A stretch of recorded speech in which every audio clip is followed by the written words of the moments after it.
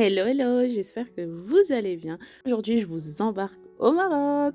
Donc, nous allons faire des msemen. Je vais vous donner tous les secrets, toutes les astuces pour que vos msemen soient feuilletés et soient excellents. Comme vous le voyez ici, ils sont feuilletés, ils se séparent et tout. J'aime trop cette recette. Comme d'habitude, vous trouverez toutes les informations en barre de description, que ce soit les quantités et le déroulé de la recette. Donc là, je prends de la farine blanche avec de la semoule de blé dur fine, très important, fine. Je mélange un peu le tout. Moi, de toute façon, je fais toujours à vue d'œil, mais pour vous aider, je vous mettrai les quantités. Je vais essayer de peser tout ça, je vous mettrai les quantités et tout en barre de description. Donc je mélange tout, je forme un petit puits, je rajoute du sel. Moi ici j'ai du sel de Guérande, mais rajoutez n'importe quel sel que vous avez. N'hésitez pas à vous abonner et à activer la cloche de notification pour ne rien rater et de me dire en commentaire ce que vous en pensez de la recette. Si vous avez des questions, surtout n'hésitez pas, et de me laisser un petit like, comme ça je sais que la vidéo vous a plu. Donc là je rajoute de l'eau petit à petit en plusieurs fois. Vous pouvez faire la recette au robot pétrin, mais moi je préfère la faire à la main. Je sens la texture de la pâte, je sais si elle est bien, si elle est pas bien, mais ne vous inquiétez pas, je vais vous donner le maximum de tips pour réussir votre pâte. Déjà, l'astuce numéro 1, c'est de travailler avec de l'eau tiède.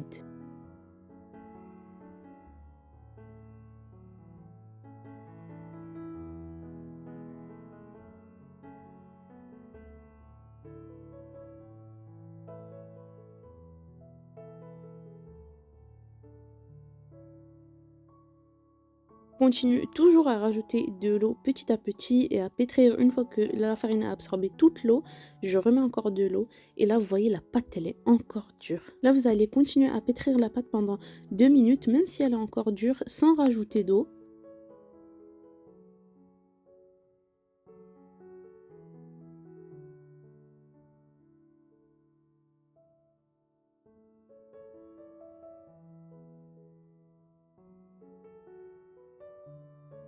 À ce moment-là, je vais commencer à essayer de faire un petit creux dans la pâte.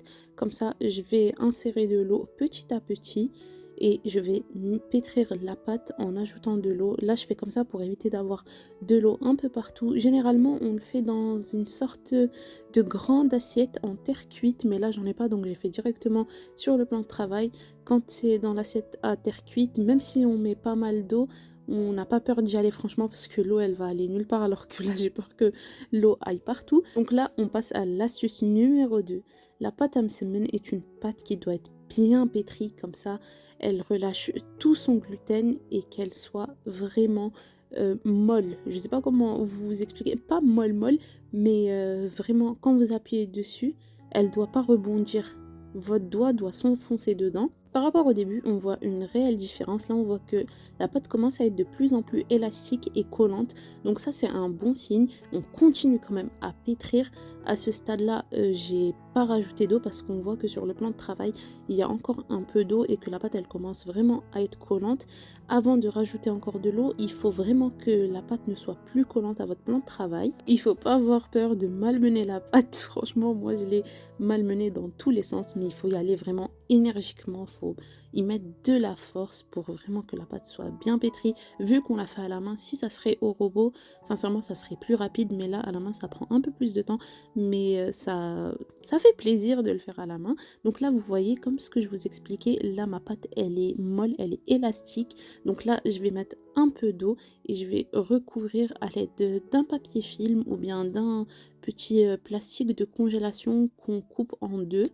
C'est très très important de mettre de l'huile plus un film, comme ça la pâte ne croûte pas, parce que si elle croûte après ça sera pas très très bon à manger.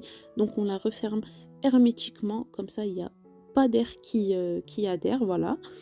Et là, on va passer à l'astuce numéro 3. Ça, c'est mon astuce favorite pour réussir vos msemen. Donc, vous prenez de la semoule de blé dur fine et vous rajoutez un peu de levure chimique. Vous faites juste une petite quantité, c'est pour saupoudrer dans les msemen. Comme ça, ils gonflent et ça fait une sorte de petit feuilletage. Après avoir laissé la pâte reposer une trentaine de minutes, je me réserve un petit endroit que je vais huiler si vous avez une assiette ou même sur votre plan de travail. Vous le huilez et là, vous voyez la pâte, comment elle a bien reposé, comment elle est devenue. Quand j'enfonce mon doigt, ça ne se bombe pas en fait. ça rentre dans la pâte, donc ça, c'est que la pâte, elle est excellente. Donc voilà, comme je vous ai dit, je réserve un petit coin où je vais faire mes petits pâtons, donc c'est facile. Je prends une quantité de pâte que je serre entre mon index et mon pouce pour former une boule et comme si j'allais couper, comme si je resserre. De toute façon, les images vont tout vous révéler, comme vous voyez. Et j'ai essayé de le faire un maximum possible, comme ça vous avez des images nettes, claires et précises.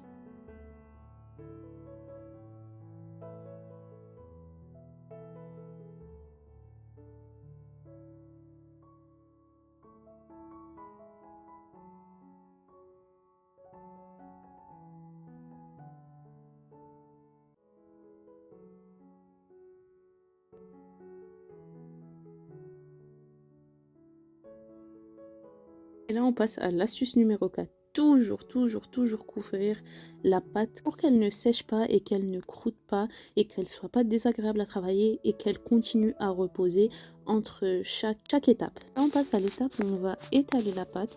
Donc, je prends un peu d'huile que je mets sur le plan de travail et je commence à l'étaler à l'aide du bout des doigts. On n'y va que au bout des doigts. Au début, quand j'ai commencé à l'étaler, je suis partie du centre.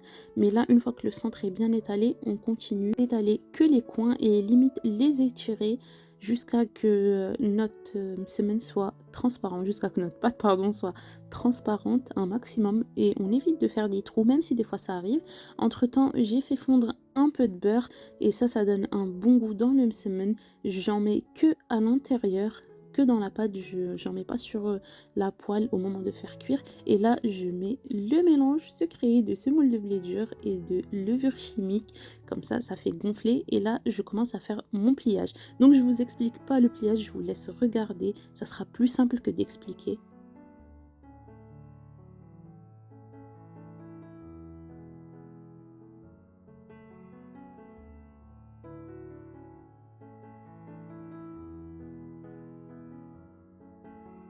Chaque fois que je finis un carré de pâte, je le mets toujours sous le film huilé. Et là, on repasse à la deuxième. Là, je vais essayer de vous expliquer. Donc, au milieu, j'abaisse au milieu. Ensuite, j'étire vers les coins. Je continue à étaler la pâte que des coins à l'aide du bout des doigts. C'est très très important le bout des doigts parce que ça va nous aider à étirer la pâte sans la déchirer ou la casser jusqu'à que la pâte soit transparente. Ensuite, on met un peu de beurre fondu. Pour moi, le beurre fondu apporte vraiment un goût qui est différent de l'huile. Là, je rajoute le petit mélange magique. Il faut qu'il y en ait en quantité fine sur toute la pâte.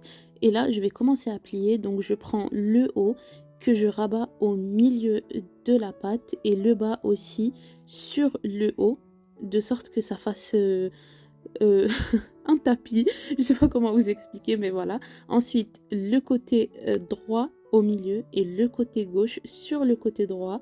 Et puis voilà, on a notre petit carré parfait qu'on met à couvrir. Et je continue comme ça jusqu'à que je fasse tous mes carrés. Donc voilà, une fois que tous mes carrés ont reposé, je chauffe la poêle. Une fois que la poêle est chaude, à ce moment-là, je commence à abaisser les carrés de pâte. Donc comme ceci. Si on les abaisse trop en avance, et je les abaisse un par un, si on les abaisse trop en avance, ils vont finir par se lâcher, ramollir, et puis après ça va vous faire des trous entre le transport de la pâte et le dépôt sur la poêle. Donc je les fais cuire sur une face.